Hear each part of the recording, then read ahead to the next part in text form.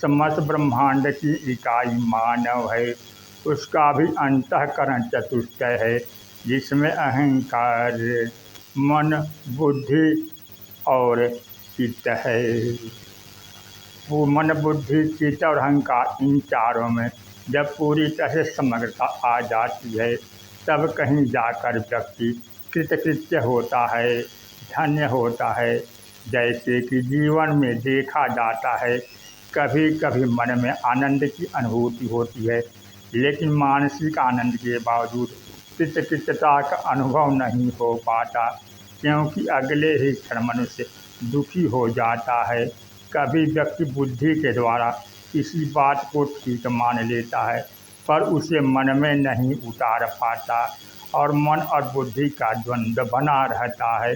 इसी प्रकार कभी मन और बुद्धि के सामंजस्य के पश्चात भी व्यक्ति अहंकारग्रस्त दिखाई देता है और कहीं वह चित्त के संस्कारों से बाध्य और प्रेरित होकर विमूढ़ता का आचरण करने लगता है।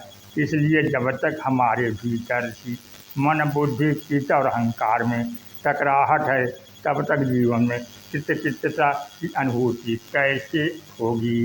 इसलिए आवश्यकता है कि हमारे जीवन में मन, बुद्धि, चित्त और अहंकार का शोधन हो, परिमार्जन हो, तो कृतकृत्यता आएगी। जनक और परशुराम जी दोनों के प्रसंगों में संकेत मिलता है कि तारका के वध के बाद तारका और अहल्या कौन है, शंकर जी और भगवान विष्णु का धनुष क्या है। एक और तो इसका वर्णन किया गया और दूसरे गोस्वामी जी व्यक्ति के अंतर जीवन में चलने वाले द्वंद्व की ओर भी संकेत करते हैं। त्रेता युग में ये पाठ नहीं थे या इसका वध नहीं किया गया था। तात्पर्य है कि ये पाठ केवल त्रेता युग के ही नहीं, बल्कि प्रत्येक युग में हमारे आपके अंतःकरण में विद्यमान हैं, और उस युग में अगर उक्त पाठों का विनाश हो चुका हो, तो भी हमारे अंतःकरण में वे पाठ बने रहते हैं। यदि हमारे अंतःकरण में तारका और अहल्या बनी हुई है, यदि हमारे हृदय में भगवान शंकर का धनुष ज्यों का त्यों अखंडित पड़ा हुआ है और भगवान विष्णु का धनुष चढ़ाया नहीं गया है, तो जीवन में कदापि कृतकृत्यता, धन्यता नहीं आएगी। भगवान श्री राम नाम की महिमा का इतना गुणगान क्यों है। भगवान के नाम का आश्रय लेने के लिए बार बार कलियुग पावन अवतार गोस्वामी तुलसीदास लोगों को क्यों प्रेरित करते हैं। गोस्वामी जी कहते हैं कि भगवान राम ने त्रेता युग में अवतार लेकर जो जो कार्य संपन्न किए, जब साधक भगवान के नाम जप करता है, तो उसके अंतर जीवन में भी सारी की सारी घटनाएं पुनः घटने लगती हैं।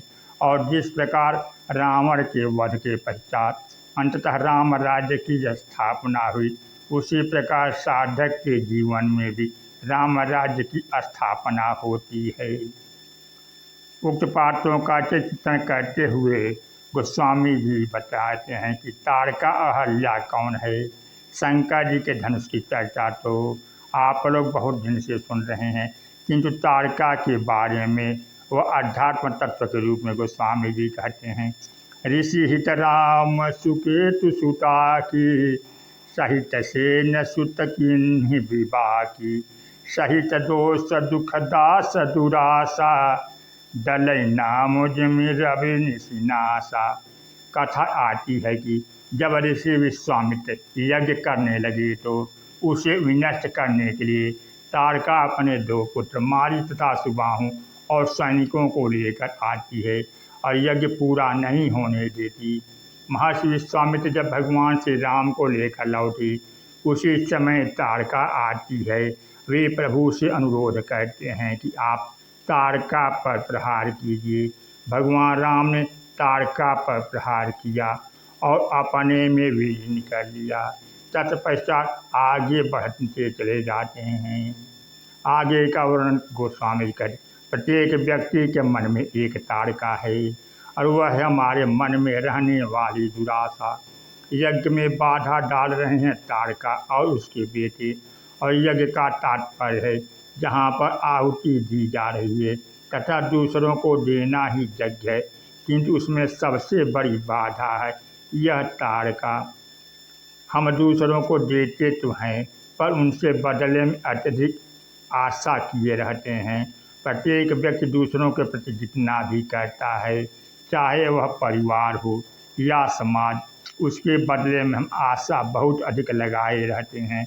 यही मनुष्य के मन की दुराशा है और यह सारा संघर्ष इस बात का द्योतक है कि हम सामान्यतः कुछ करने के बदले सामने वाले से बहुत अधिक की आशा करते हैं।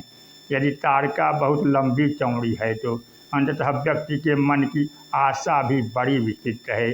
आशा और कल्पना का स्वरूप भी बड़ा व्यापक है। उसका स्वभाव है कि यदि मनुष्य के मन में आशा न हो तो थोड़ा मिलने पर भी उसे संतोष और सुख मिल जाता है, किंतु यदि कोई बहुत बड़ी आशा मन में संजोए हुए है और उसमें रंच मात्र भी बाधा पड़े तो वह स्वभावतः दुखी हो जाता है। वस्तुतः मन की दुराशा ही ताड़का है। होना यह चाहिए कि पहले हमारे मन की दुराशा तो मिटे, किंतु यदि मनुष्य के मन की आशा मिट जाएगी तो रहेगा क्या। दो प्रकार के लोग देखे जाते हैं। कुछ लोग बहुत आशावादी होते हैं और कुछ लोग अत्यंत निराशावादी। इसलिए यदि आशा मिट जाएगी तो व्यक्ति निराशावादी हो जाएगा। गोस्वामी जी कहते हैं कि भगवान राम ने ताड़का का वध नहीं किया, अपितु एक कहीं बाण प्राण हरि लिन्हा। उपयुक्त पंक्ति के माध्यम से कहते हैं एक कहीं बाण शब्दों पर ध्यान दीजिए। भगवान राम ने ताड़का पर एक ही बाण से प्रहार किया। तात्पर्य है कि दुराशा को अगर मारना है तो एक ही बाण से वह मरेगी। और एक का अभिप्राय है कि जब तक हम सबसे आशा रखेंगे तब तक दुराशा नहीं मिटेगी। इसे मिटाने के लिए गोस्वामी जी दोहावली रामायण में एक बाण का वर्णन करते हुए कहते हैं, एक शब्द को दोहराते हुए कहते हैं, ईश्वर का एक बाण है। वह क्या? एक भरोसो एक बल एक आस विश्वास स्वाति सलिल रघुवंश मणि चातक तुलसीदास। एक ही बाण से ताड़का को मारकर अपने में विलीन कर लिया। अब भी आशा बनी हुई है कि एक ही बाण के प्रहार से वह ईश्वर को समर्पित हो चुकी है। यदि काव्य तत्व को छोड़कर अर्थ करें तो तात्पर्य कि जब हम सांसारिक लोगों से बदले में प्राप्ति की आशा छोड़कर ईश्वर का अतिरिक्त और किसी से आशा न रखें, तभी यह समझना चाहिए कि ताड़का मारी जा चुकी और उसकी सदगति हो गई। इसलिए भक्त लोग भगवान से प्रार्थना किया करते हैं। गोस्वामी जी भगवान राम से प्रार्थना करते हुए कहते हैं, यह विनती रघुवीर गोसाई। बहुत सुंदर शब्दों में अनुरोध गोस्वामी जी कह रहे हैं कि आप तीन चीज़ें मिटा दीजिए। क्या? आशा, विश्वास और भरोसा। भगवान ने कहा यदि आशा और विश्वास और भरोसा मिट जाएगा तो बचेगा क्या? तुलसीदास जी कहते हैं, महाराज यह आशा, विश्वास और भरोसा मिटाइए, प्रभु एक ही बाण। यह विनती रघुवीर गोसाई। और आशा, विश्वास, भरोसो हरों जीव जड़ताई। हमारे मन में औरों से न तो कोई आशा रह जाए, न विश्वास रह जाए और न कोई भरोसा रह जाए। भगवान तुलसीदास जी से पूछते हैं, यदि औरों से आशा, विश्वास और भरोसा नहीं रह जाएगा तो किससे रहेगा? गोस्वामी जी कहते हैं, केशव तुलसीदास प्रभु सोहि मिटि मिटि एक ठाई। जितनी आशा, विश्वास और भरोसा है वह अभी बटा हुआ है, जिसके कारण से हम मानव क्षुब्ध हो रहे हैं, व्यथित हो रहे हैं।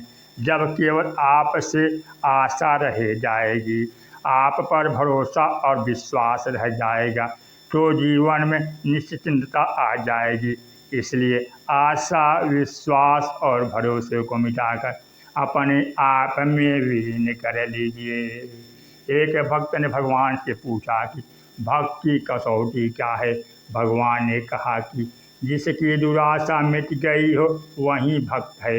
विश्वामित्र जी ने तभी तो पहचाना कि ये साक्षात भगवान है। भगवान भी कहते हैं, मोर दास कहाई नर आशा, करई तो कहूँ कहाँ विश्वास। मेरा दास होने के बाद ही यदि किसी के मन में सांसारिक मनुष्य से आशा बनी हुई है तो अभी उसके जीवन की तारका जीवित है। उसने अभी मुझे पहचाना और पाया नहीं। परिवार में हम प्रीति देते हैं परंतु बदले में आशा नहीं पोषते। यदि समस्त कर्तव्य कर्म हम एकमात्र ईश्वर के प्रति समर्पित कर चुके हैं और हमारी सारी आशा भगवान में सिमट चुकी है तो तारका मारी गई।